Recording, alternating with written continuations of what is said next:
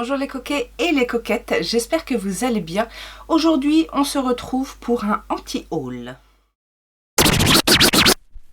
Ben oui, j'oublie toujours mon audience masculine et pourtant je sais que vous êtes là. Alors certes que à 1%, mais vous êtes là quand même et en plus vous me témoignez beaucoup d'amour, donc je voulais vous le rendre. Bien évidemment que les hommes sont les bienvenus ici et je vous remercie de me suivre. Justement, je pensais à ça l'autre jour parce que je me promenais en ville et j'ai vu un homme maquillé et je me suis dit waouh, ça fait du bien de voir un homme maquillé. Bon, c'était un jeune, ok, mais quand même, je trouve que ça fait plaisir de voir que les hommes se lancent un petit peu. Bon, en même temps, moi je suis en province, hein, peut-être qu'à Paris ça se voit plus souvent, mais en province c'est pas souvent et donc du coup j'applaudis cette démarche. Petit aparté fait, je vous disais aujourd'hui on se retrouve pour un anti-haul. Alors uniquement un anti-haul, si vous voulez une wishlist, parce que moi mes wishlists elles sont toujours pleines à craquer. Donc si vous voulez une wishlist un petit peu dans la même idée que le anti-haul que je vais vous présenter aujourd'hui, ben, n'hésitez pas à me le mettre en commentaire et je m'exécuterai avec plaisir.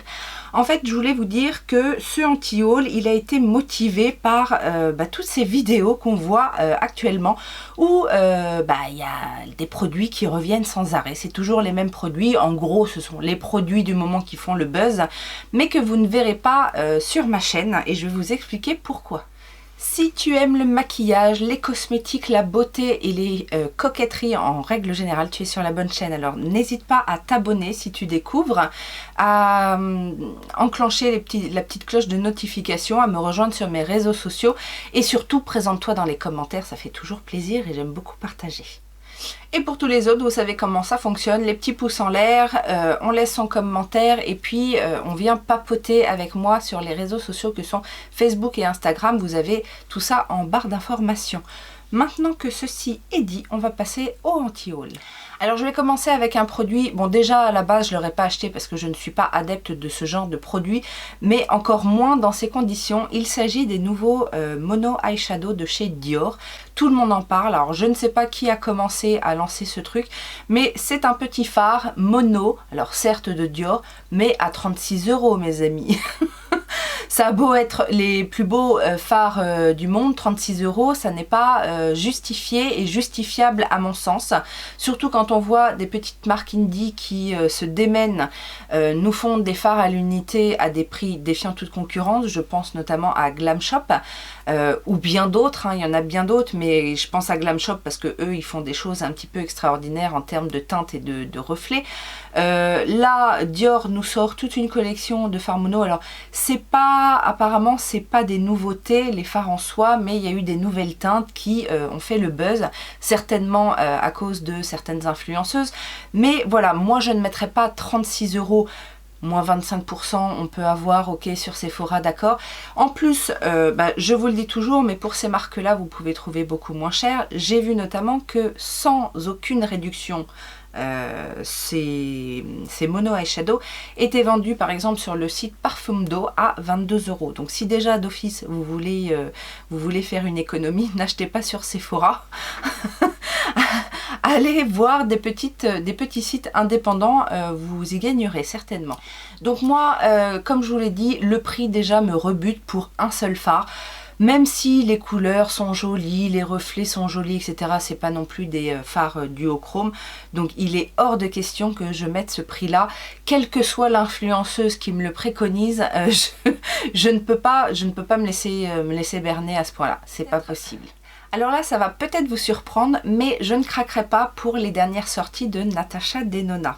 Vous savez que cette marque est chère à mon cœur, mais la mini Xenon, donc cette petite palette de 5 fards aux orientations smoky, hein, très charbonneux, je ne craquerai pas. Alors déjà, je ne craque pas pour toutes les mini, parce que j'ai une attirance pour les grandes palettes, je préfère les grandes palettes, mais certaines harmonies de mini me plaisent bien, et puis parce que aussi il y a des harmonies qu'elle n'a pas fait en grande palette. Donc cela dit, la mini Xenon ne me plaît pas. Je ne suis pas forcément une adepte du smoky noir-gris. Je préfère les smokies plus colorés, plus chauds, on va dire, en règle générale. Et en plus, que ce soit en petit ou en grand format, je n'achèterai pas, je pense, de grandes palettes comme ça pour faire des smokies, enfin des smokies ou pas d'ailleurs, mais dans les tons gris, noir, tout simplement parce que j'ai déjà une grande palette qui me satisfait énormément à ce niveau-là. Quand j'ai besoin, quand j'ai besoin de faire un beau smoky avec toutes les teintes de gris, de blanc, de noir, voilà, avec des paillettes ou pas, etc. J'ai la Cremated de chez Jeffree Star et avec cette palette-là, je suis comblée. Donc voilà. Je ne craquerai pas non plus pour les autres produits qu'elle a sortis, c'est-à-dire un gel liner en peau et un eyeliner crayon. Pareil, dans la teinte noire. Je ne sais pas s'il y a d'autres teintes, mais en tout cas, je n'ai vu que les noirs, tout simplement parce que j'ai beaucoup de ce genre de liner, que ce soit en crayon et de toutes sortes en fait, crayon colle, crayon plus gras, crayon tout ce que vous voulez, et des gel liners noirs également, et que c'est quand même 27 € l'unité. Alors pour un gel liner en peau, je dis pas, mais pour un crayon, non, aujourd'hui c'est pareil, on peut avoir ce genre de produit à tout petit prix, avec de la très bonne qualité, donc non, je ne me tournerai pas vers Natasha Denona pour ce genre de produit. Un autre produit dont on a entendu parler, mais à outrance, je trouve, ce sont les nouveaux cream bronzer de chez Anastasia Beverly Hills. Alors je dis pas, au début, j'ai hésité, hein. Je l'ai regardé ce bronzer un petit peu sous toutes les coutures, j'ai écouté toutes les revues qui en parlaient, et puis à force d'aller voir en fait les swatchs, de voir un petit peu le rendu au niveau des revues que j'ai vues, je me suis dit non, ça va pas me correspondre parce que j'arrive pas à trouver. J'aurais aimé en fait que Anastasia Beverly Hills nous sorte un bronzer crème comme ça, dans les tons un petit peu rouges. Et même la teinte Amber qui a des sous-tons, on va dire plus... ouais, c'est celui qui aurait le plus de rouge dans sa teinte. Mais ça reste, voilà, ça reste orange, ça reste caramel, ça reste des couleurs pas assez punchy à mon sens. Et des bronzers crème, j'en ai acheté un dernièrement, celui de Colourpop, que j'utilise en ce moment, qui me convient très bien. J'ai le Soleil Tan de Chanel, j'en ai d'autres aussi plus ou moins en fond de teint crème, en bronzer crème, et j'en ai pas besoin d'un autre en fait. Donc c'est en plus des produits qui durent assez longtemps. Bien souvent ce sont des gros conditionnements. Là encore je crois que celui d'Anastasia Beverly Hills fait 30 grammes il me semble, ou en tout cas pas loin. Donc voilà, j'ai pas envie d'avoir 36 bronzer crème dans les mêmes teintes. Si j'en trouve un effectivement avec cette teinte un petit peu rouge que je n'arrive pas à trouver, tous ceux que j'ai, que ce soit le Soleil Tan ou même le bronzer crème de chez Tarte ou celui de chez Fenty ou dernièrement celui de Colourpop, ils ont ce côté voilà chaud, caramel, un petit peu marron, doré, mais j'arrive pas à en trouver un dans la teinte que j'aimerais. Si j'en trouve un, peut-être que je me laisserai tenter, mais là celui de Anastasia Beverly Hills, non. Eh bien on va rester chez Anastasia Beverly Hills, et là c'est pas un produit nouveau, mais c'est un produit qu'on commence... voilà, il s'essouffle un petit peu, mais on en a beaucoup entendu parler. Il s'agit du Brow Freeze, donc ce fameux pot de gel à sourcils, si on peut dire, à 22 € tout de même, hein, donc je sais pas, autant prendre du gel pour les cheveux. Le produit est effectivement pour venir plaquer les sourcils. Alors selon les revues, ça fonctionne pas. Voilà, on dira tout ce qu'on veut. Déjà à la base, je pense que c'est pas un produit qui est fait pour moi, parce que je n'aime pas plaquer mes sourcils, vous savez, en l'air comme ça. Moi j'ai plutôt tendance à vouloir justement avoir une ligne droite à l'ancienne. Je ne suis pas tendance pour mes sourcils, effectivement je ne suis pas la tendance du moment. Alors j'ai déjà testé les savons que j'ai pas aimé, en tout cas j'ai pas trouvé de savon qui répondait à mes attentes, c'est-à-dire qui tient, qui a un effet pas trop cartonneux, enfin bon bref, c'est pas le genre de choses que j'aime bien. Je pourrais me laisser tenter un produit dans un flacon en fait, avec une brosse, mais là le fait que ce soit en peau, apparemment en plus Heureusement que j'ai pas craqué sur ce truc là au tout début où il est sorti, parce qu'apparemment il vieillit très mal et qu'au bout d'un moment il sèche et que on peut plus s'en servir. Donc autant vous dire que c'est franchement pas le produit qui m'attire. Un autre produit sur lequel j'ai beaucoup hésité, il s'agit de la marque Glowish by Huda Beauty et c'est le fluide teinté, le multi doux Glowy Skin, Tinted Skin, enfin bon bref, vous voyez de quoi je parle. Alors ça c'est vrai que c'est quelque chose qui aurait pu m'appeler. Donc je l'ai regardé, j'ai hésité, j'ai même failli le prendre à un moment donné et puis la teinte que je voulais était en rupture de stock et en fait il y a beaucoup de choses qui m'empêchent de passer le cap sur ce produit. La première des choses c'est qu'effectivement il y a un problème de teinte. Tout le monde dit que c'est un petit peu trop foncé par rapport au, par rapport aux teintes proposées et le nom des teintes. Donc ça c'est pas forcément évident parce que personnellement je ne peux l'acheter que en ligne et donc du coup de ne pas pouvoir le tester c'est un peu problématique. Et la deuxième chose, j'aime les teints glowy mais à ce qui paraît c'est très très glowy et c'est un produit que je n'ai pas envie d'utiliser en le poudrant pour le matifier derrière. Donc moi j'aime bien les rendus glowy et je ne l'achèterai pas parce que j'ai testé dernièrement le Hydromaniac de chez Urban Decay que je trouve déjà très glowy et apparemment il serait plus glowy que le Hydromaniac. Donc j'ai en plus plein d'autres produits dans ce genre là. Je vous dis à la base j'aime beaucoup les teints glowy. Donc j'ai encore acheté dernièrement un produit de la marque Vita Liberata, là, le Beauty Blur, qui donne aussi un aspect glowy. Et puis j'ai envie de vous dire, à la limite je peux aussi très bien mettre un fond de teint classique qui va bien lisser mon grain de peau etc. et rajouter des produits pour jouer sur l'aspect glowy. Donc je me dis c'est pas utile. Si on se base aussi sur le fait que soi-disant c'est aussi un produit multifonction, c'est-à-dire et maquillage et soins, parce que c'est l'idée aussi de cette gamme Glowish, je me dis que c'est pas plus mal de faire aussi avec mon sérum de teint là, que j'ai testé ce mois-ci de chez Clinique, qui est censé aussi avoir du soin à l'intérieur, et puis jouer sur le glow avec d'autres produits, et où au moins j'aurai la main pour jauger le niveau de glowy, si vous voyez ce que je veux dire. Mais du coup ça je ne testerai pas. Alors est-ce qu'on peut parler de la marque By Beauty? Est-ce qu'on n'a pas entendu parler de By Beauty partout? Alors By Beauty, moi j'ai pas attendu que ça arrive sur Fil Unique pour tester. J'ai testé depuis longtemps les produits lèvres. J'en avais acheté via un site aux États-Unis. J'en ai reçu aussi des produits By Beauty par le biais de BoxyCharm. Et tout ce que j'ai testé, donc c'était principalement des produits pour les lèvres. Et je me demande si j'ai pas aussi testé un eyeliner ou un crayon pour les yeux. Enfin bon bref, j'ai pas été transcendée, déjà à la base, parce que j'ai testé.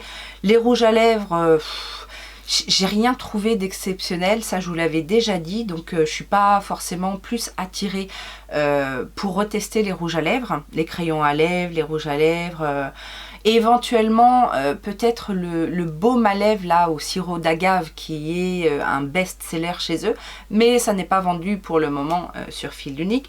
Donc je ne suis pas forcément attirée par ce qui à la base a fait créer la marque. Certes, ils ont développé leur gamme avec des produits pour le teint, donc ça aurait pu être intéressant de tester, mais est-ce qu'on peut parler des prix s'il vous plaît? Alors je sais bien, possibilité d'avoir des codes promo sur Fil Unique. Jusqu'à là on a vu encore récemment moins 40%.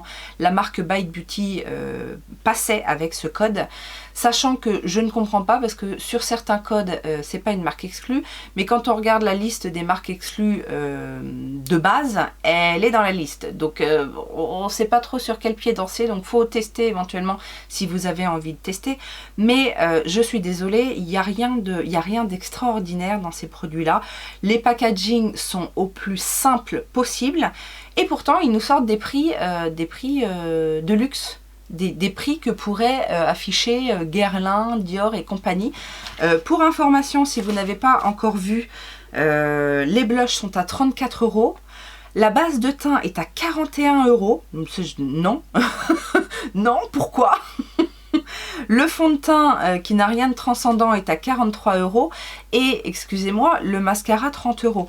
Donc moi je suis désolée, ces prix-là qui en règle générale sont plutôt réservés aux marques de luxe pour ce genre de produits,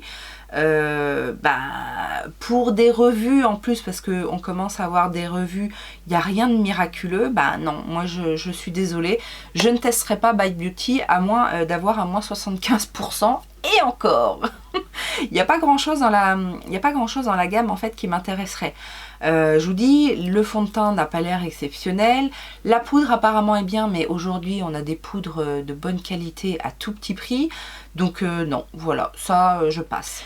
Une autre marque qui a fait parler d'elle et qu'on a vu beaucoup dans les crash tests dernièrement, en France elle est arrivée récemment, après ça fait plus longtemps que la marque a été créée aux États-Unis, il s'agit de Rare Beauty.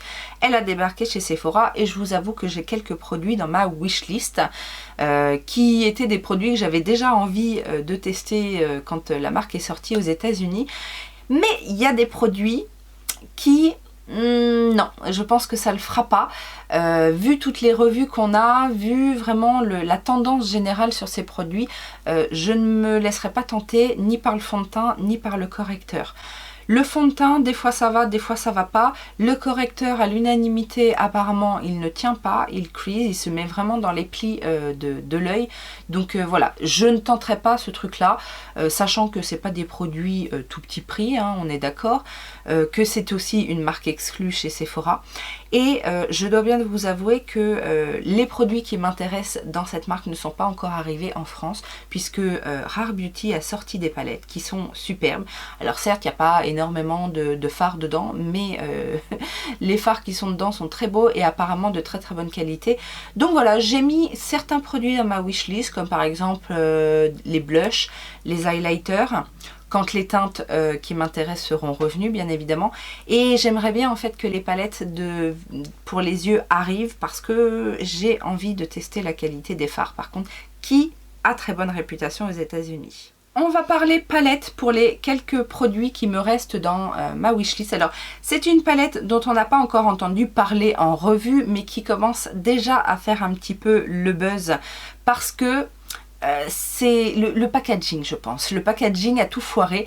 Il s'agit de la dernière palette de chez Morphe en collaboration avec Coca-Cola sous le thème Cherry Coke.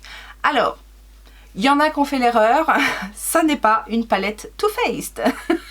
Mais on est bien d'accord que le design, c'est le design des palettes Too Faced. Alors déjà ça me pose problème. Morphe nous balance des collaborations à tire-larigot. Alors on peut, voilà, titiller sur les color story, etc. qui se ressemblent, c'est toujours la même chose, nanani, nanana. Ok, ça c'est un fait. Mais alors là, déjà en termes de color story, je ne suis pas la première fan de ce genre de color story. À la limite, j'aurais préféré que ce soit Too Faced qui nous sorte cette palette-là, dans ces teintes-là. Ça aurait changé justement de celles qui vont nous sortir là bientôt, la Cinnamon Spice, qui va être un mélange de toutes les gingerbread spice et autres. Enfin, c'est la même chose, hein. Too Faced ne change pas là-dessus. Soit c'est du neutre, soit c'est du spicy. Voilà. En tout cas, pour Morphe, alors c'est dommage. Franchement, ils auraient gardé le packaging qu'ils ont d'habitude, là, packaging en carton, avec un petit design Cherry Coke, etc. Je dis pas. Mais là, le fait que ce soit trop près du design des palettes Too Faced, je sais pas pourquoi ça me gêne. En plus, du coup, c'est des pannes rectangulaires. Moi, je préfère les pannes ronds. Enfin, vous voyez, il y a tout un tas de trucs qui fait que cette palette, elle m'attire pas, quoi. Une autre palette qui ne m'attire pas, et pourtant on la voit partout, c'est sur toutes les chaînes. Bon, bref, j'aime beaucoup la marque. Je sais que c'est une palette de qualité, mais je ne craquerai pas pour la palette Ambiance de chez Sigma. Alors, il y en a une dans ma wishlist de chez Sigma, c'est la Enchanted, et celle-ci, un jour, elle sera mienne. Elle est toujours pas, mais un jour, elle le sera.